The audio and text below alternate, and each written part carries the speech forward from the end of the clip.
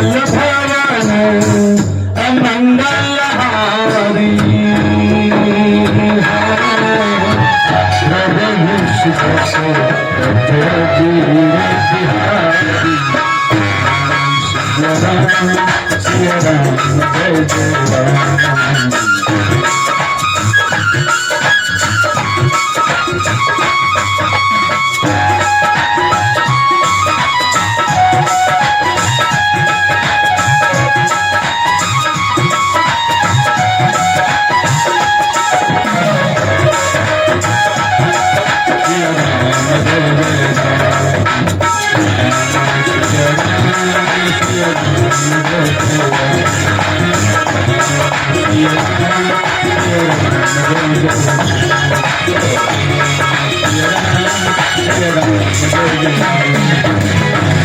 सियावर रामचंद्र की जय। उमापति महादेव की जय। सज्जनों, तो सुकृतम दुष्कृतम वापि भुक्त्वा पूर्वं तथार्जितम् कर्मयोगा तदा तस्य कश्चित् व्याधि परजायते। सुकृत कहते हैं पुण्य को और दुष्कृत कहते हैं पाप को। सज्जनों, आपने जीवन में जो संपत्ति कमाई है, जब आपका जन्म होता है ना धरती पर, दो खाता खुलता है, एक पाप रूपी खाता, एक पुण्य रूपी खाता। और आपने कमाया क्या है, इसका बहुत मायने रखता है। सज्जनों, अगर पाप किए हैं तो पाप रूपी खाते में आपका पाप जमा होगा, और यदि आपने पुण्य किया है, भगवान का नाम जपा है, तो पुण्य रूपी खाता में जमा होगा। तो सज्जनों, वही आया है कि सुकृतम दुष्कृतम वापि भुक्त्वा पूर्वं यथार्जितम् कर्मयोगा तदा तस्य कश्चित् व्याधि परजायते।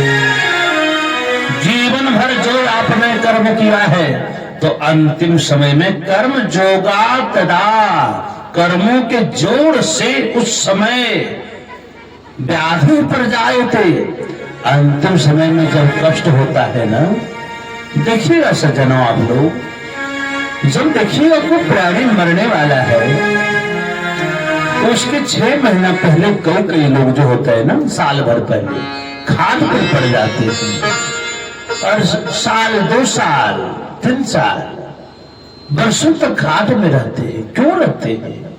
कारण है क्योंकि उनके जीवन का कर्म ही ऐसा है। मरना भय की बात नहीं, मरना तो सबको है। ये मृत्यलोक है, और मृत्यलोक में अमर रहना असंभव है, इम्पॉसिबल। सज्जनों, यहाँ पर सबको मरना है, इस बात को तो याद रखना चाहिए। लेकिन हम लोग भूल जाते हैं, प्रत्येक दिन देखते हैं, जाते हैं। अरे सज्जनों, घमंड किस बात का?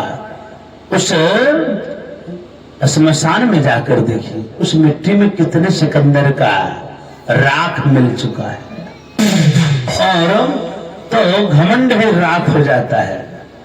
सज्जनों, कोई बड़ी बात नहीं है घमंड दूर करना। तो कोई घमंड करे आपके ऊपर ना कि हम धनवान हैं, हम ऐसे हैं, बलवान हैं, आप हंसना, आप जलना मत, क्योंकि वो जो घमंड कर रहा है ना, उसको पता ही नहीं है कि उसका शरीर कब तक है, किसके लिए मिला है, उसको अज्ञान है वो। आप हंसना, इस मूर्ख को आज तक ज्ञान नहीं मिल पाया। जब पूछे ना क्यों हंस रहे भैया, ये हंस रहा हूं, कुछ बात है, और मन ही मन सोचना कि आज तक इस मूर्ख को कभी सत्संग नहीं मिला है, नहीं तो इसका घमंड दूर हो गया रहता है। सज्जनों, अंतिम समय में जो व्याधि उत्पन्न होती है ना, रोग उत्पन्न होता है ना, एक व्यक्ति ने प्रश्न किया, महाराज आखिर 10 वर्ष बच्चा का क्या कसूर है?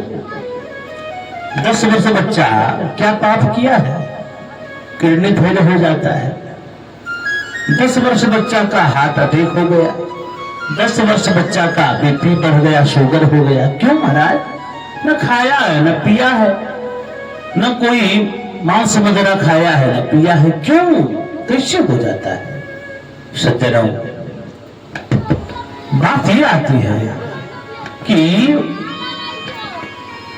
वो शरीर आपको दिख रहा है कि 10 वर्ष का है, लेकिन वो 10 वर्ष का नहीं, वो आत्मा 10,000 वर्ष का है और 10,000 वर्षों से शरीर को परिवर्तन करते हुए वो आ रहा है।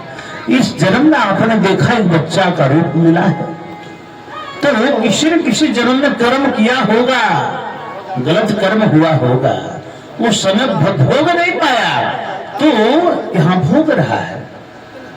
सज्जनों, कर्मों के फलों को भोगना ही पड़ता है। कर्मों के फल को आपको कोई उपाय नहीं है उससे बचाने वाला, धरती में कोई नहीं है। और क्या आता है, आधि व्याधि समायुक्तम जीविता समतु सुखम कालो बलियान अहिवद अज्ञात प्रतिपद्यते। आधि व्याधि समायुक्तम, कोई मर रहा है प्राणी और उसको सिर्फ बोलिएगा क्या महाराज बचने का आशा करता है, वो एक ही जवाब देगा, अरे महाराज भगवान क्या कृपा कर दे मैं बच जाऊं, जीने की इच्छा है, क्यों जीना चाहते हो? ऑपरेटर जी आएंगे यहाँ पर, ऑपरेटर जी यहाँ पर आइए। और वृंदावन बिहारी लाल की जय। तो अंतिम क्षणों में पूछेगा क्यों जीना चाहते हैं बाबा? वो कहेगा अरे महाराज मैंने बेटा का विवाह देख लिया, महाराज पोता देखने का विचार है, पोता का बेटा देखने पर पोता देखने का विचार है। अरे इच्छाओं का अंत नहीं महाराज, मरते हुए प्राणियों को भी जीने की आशा रहती है, इसलिए मरना कोई नहीं चाहता है। मरना सबको है और मरना कोई नहीं चाहता है। तो वही मृत्यु का जो डर लगता है, मरने से जो डरता है, उसी भय को मिटाने के लिए गरुड़ पुराण की कथा या किसी भी पुराण की कथा क्यों श्रवण किया जाता है? वही भय को दूर करने के लिए। क्यों कथा सुनना आवश्यक है? क्या होता है कथा से?